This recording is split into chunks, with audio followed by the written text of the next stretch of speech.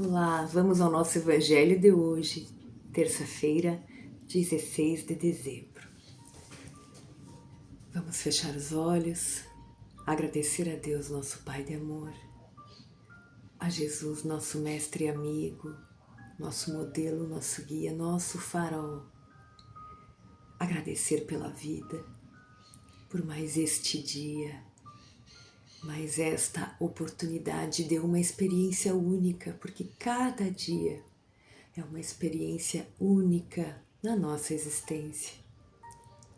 Agradecer ao nosso anjo da guarda, aos nossos espíritos protetores, todos estes irmãos, amigos de luz que tanto fazem por nós encarnados, reencarnados.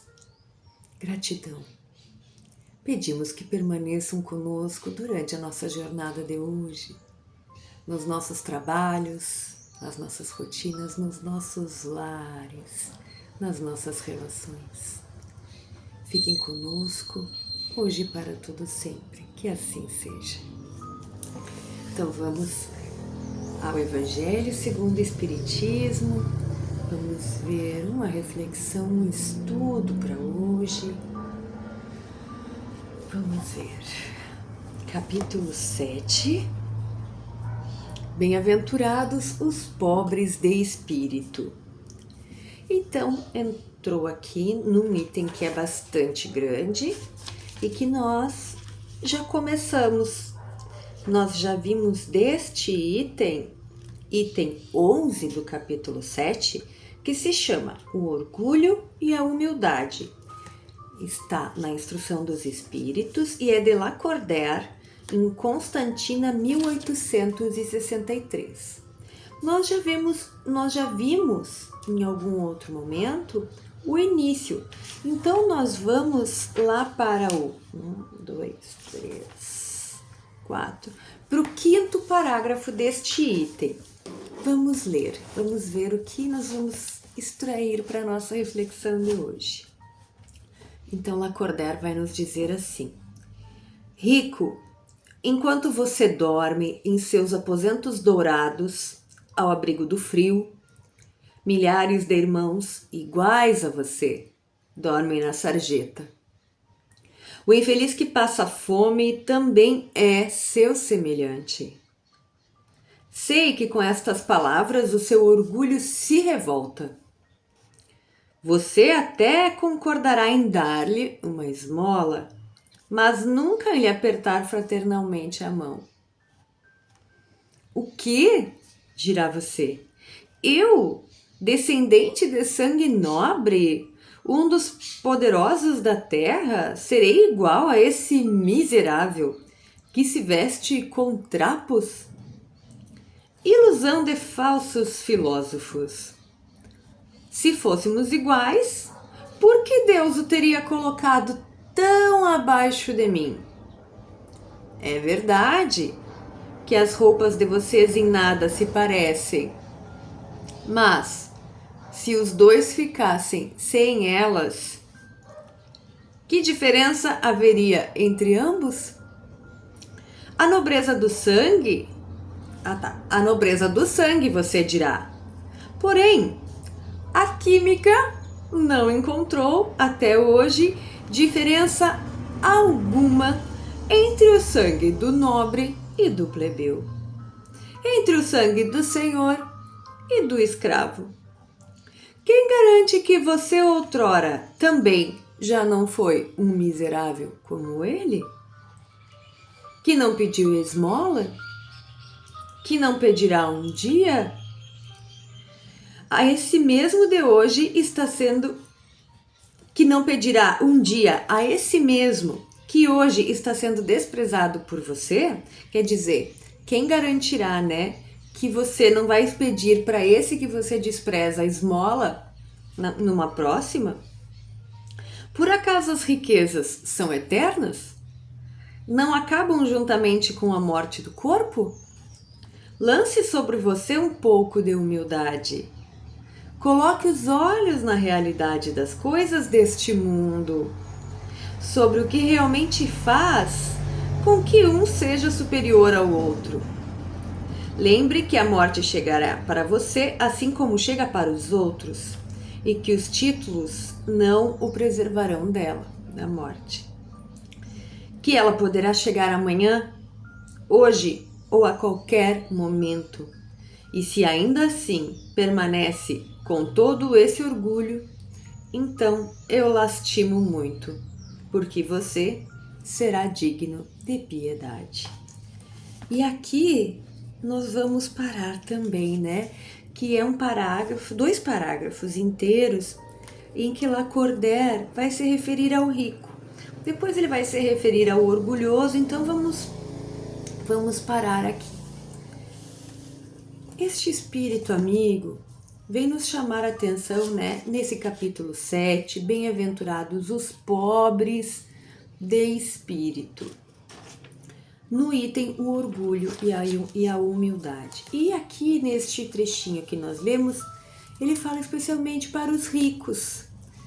E os ricos podemos dizer que somos todos nós que temos um pouco mais do que o irmão que está do lado. Por que não? Claro que aqui ele fala em aposentos dourados, ao abrigo do frio, querendo dar a entender que realmente seria um rico que tem muito, né? Que tende ao exagero, né? Mas nós podemos também trazer para a nossa realidade. No momento, nesse primeiro parágrafo, ele se refere aos bens materiais, que temos muito mais, né? Que enquanto nós dormimos bem, quentinhos, com a barriga cheia, temos que analisar que tem milhares de irmãos numa situação muito triste. A gente não olha para essas situações porque na verdade nos dói, nós não conseguimos, né? Muitas vezes é tão forte para nós que a gente evita olhar. A verdade é essa, mas nós precisamos começar a encarar essas relações sociais verdadeiras que existem, preparar a nossa alma para amadurecer neste sentido social de que não pode mais existir. Não é que todos tenham que ter exatamente a mesma coisa, não vamos entrar nessa questão. Mas não pode haver miséria. E para isso todos nós podemos contribuir. Bom, e depois, no segundo momento, ele vem falar da nossa igualdade. Porque se dar um pouco para tirar o irmão da pobreza extrema é essencial, nem se conversa, mas o porquê se faz isso? Porque estudando a doutrina, nós sabemos que esta é uma condição desta existência e que não cabe a nós julgar. Eu vou dizer, como assim, né? Ele fala ali, se eu disser que vocês são iguais, tu e o miserável, tu vai me dizer o quê? Se fosse justo, por que Deus teria feito eu rico, saudável, e o outro pobre, com questões a resolver? É porque ele merece. E porque a gente ainda não entendeu a verdade de Deus, a dinâmica da justiça, e que não nos cabe esse julgamento, e que sim, nós somos iguais. E traz aqui inclusive um relato da ciência, que a ciência, a química mais especificamente, nunca conseguiu achar no sangue nada que diferencie um do outro. Tanto é que qualquer sangue pode salvar a nossa vida, não se a pessoa está na rua, se a pessoa está no palácio.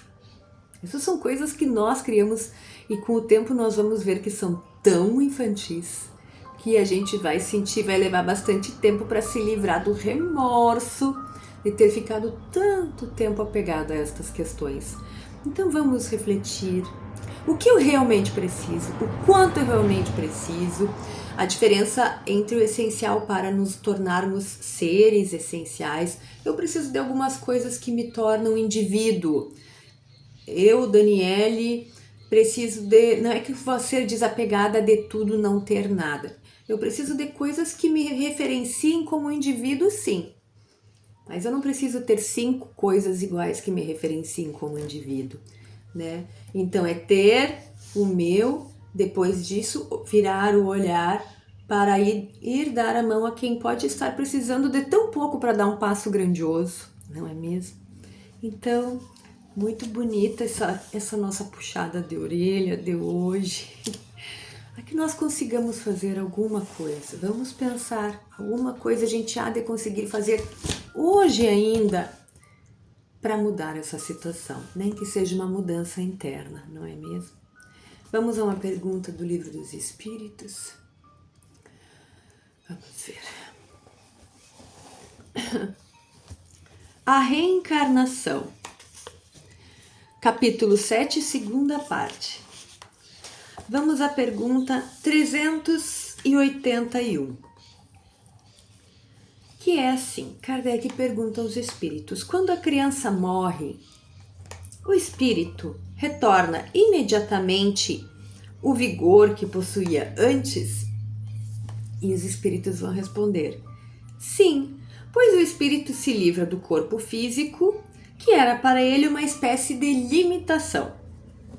Entretanto, só adquire a plenitude da sua lucidez depois de estar totalmente separado do corpo físico, ou melhor, quando não existir mais nenhuma ligação prendendo o espírito do corpo. Muito bem. Aqui tem duas questões para nós vermos, tomar conhecimento assim com brevidade. A criança, ela tem, como ela não teve muito tempo aqui nesta história, nesta existência, ela não vai ter ali muita perturbação, muito tempo de perturbação, como nós comentamos. É um processo diferente, porque quando desencarna cedo, veio cumprir uma etapa, né? Existe N questões que envolvem a desencarnação de uma criança, tá? Então, essa criança, obviamente, é amparada, esse espírito, né, desta criança do corpo físico, este espírito é amparado, é acolhido no tempo certo, vai entender o que aconteceu com ela. Com certeza, toda essa rede de amparo existe para com aquele espírito que desencarnou criança.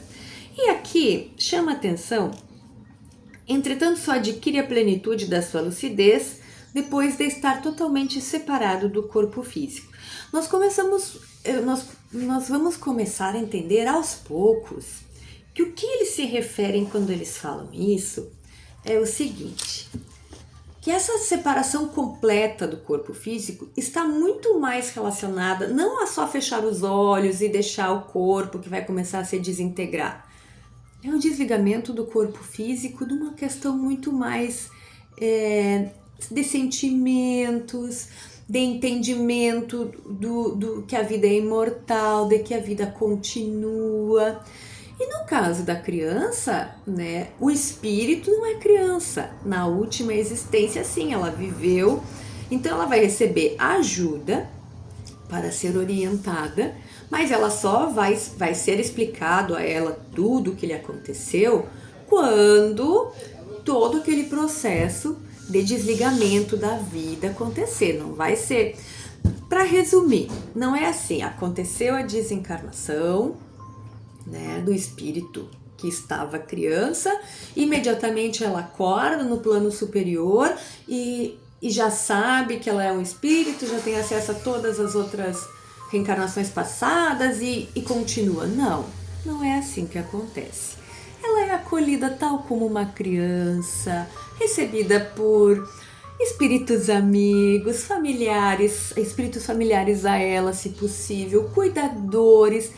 Tudo é explicado com muita gentileza, com muita calma, aos poucos que aquele espírito vai serenando, vai sendo acolhido, vão contando com muito amor, explicando, situando novamente da vida no mundo espiritual. É isso que quis explicar. Então não nos assustemos que as crianças não têm esse choque, ficam desamparadas, desencarnadas, estão desamparadas no plano espiritual. Não é assim que acontece.